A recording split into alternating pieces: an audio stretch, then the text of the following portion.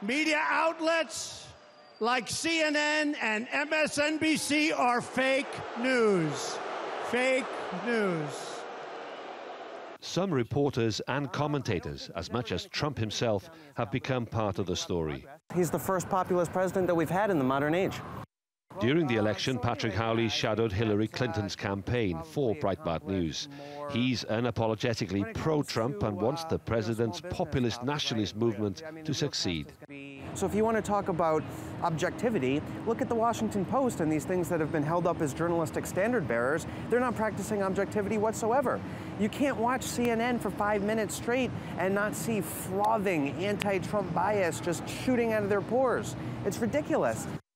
Newspapers such as the Washington Post and New York Times have been accused by Trump of not just bias but also lies and indulging in what the president dismisses as fake news. In fact, if you look at his record, he's been quite open to the media and actually has courted the media. He craves media attention, he loves media attention, and he loves the approval of the media.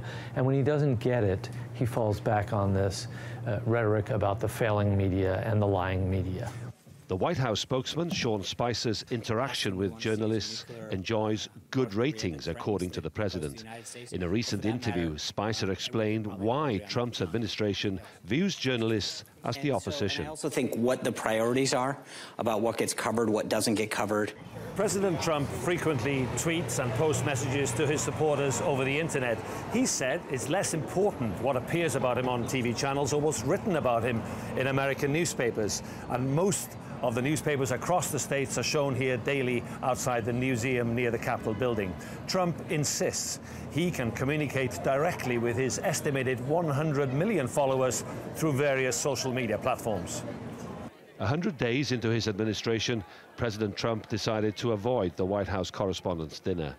Usually, U.S. presidents attend and endure comedians making jokes at their expense. He went to Pennsylvania instead.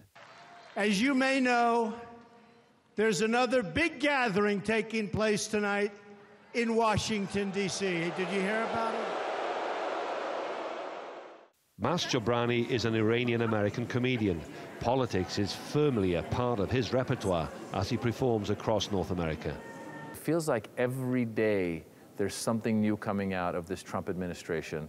And be honest with you, you want to develop the joke? I've stopped listening to Trump because I need time to develop the jokes. I can't keep up with him. 3 months into Trump's administration, his supporters may not be following the main news providers. On the other hand, CNN ratings and the Washington Post subscription numbers have increased. Iolo Dafydd, TRT World, Washington, D.C.